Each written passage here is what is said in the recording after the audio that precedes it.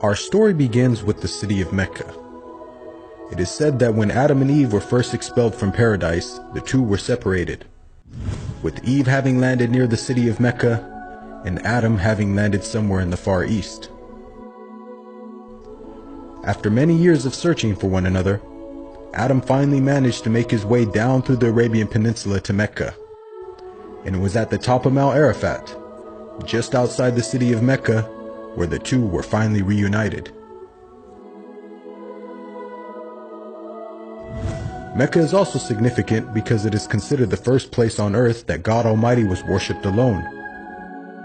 And so, it was at that very spot that Abraham and his son Ishmael built the first house of worship for God.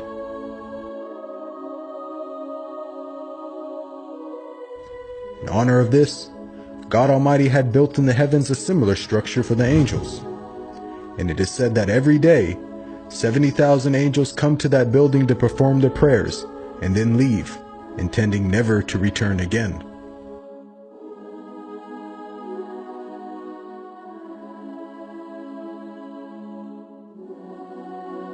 When Abraham and Ishmael had finished building the sacred house, there was still one brick that had to be put in its place.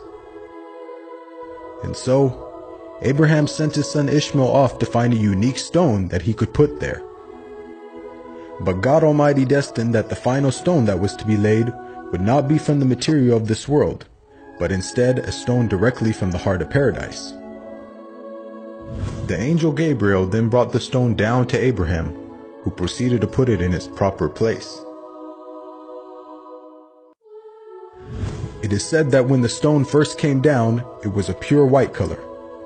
But due to the impurities of this world and the sinfulness of man, the stone slowly began to fade and eventually turned black. As time passed, the city began to develop, with the people of Mecca remaining upon pure monotheism, worshiping one God alone.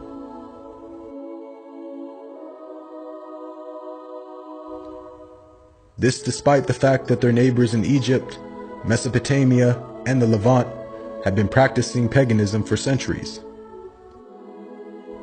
But this was all to change when a merchant by the name of Amr ibn Luhay had decided to conduct his business outside of Mecca. Amr then proceeded to journey northwards until he reached the lands of Levant. There, Amr would witness for the first time things like modern architecture, advanced literature, and of course, the practice of paganism. Amr was so impressed by all that he had seen that before leaving, he asked if he could take one of the idols back home with him. The people agreed, and so Amr took the idol and placed it along with the other goods and merchandise in his caravan.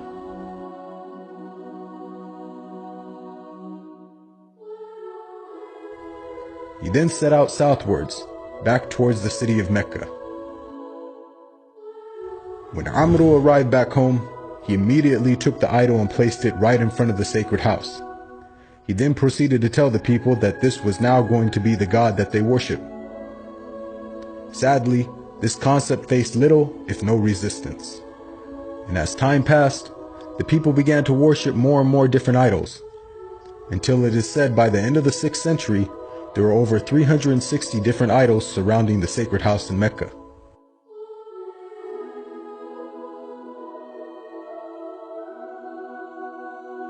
As the years passed and paganism became more prominent throughout the world, the people who still practiced monotheism knew that the coming of a new prophet was close at hand.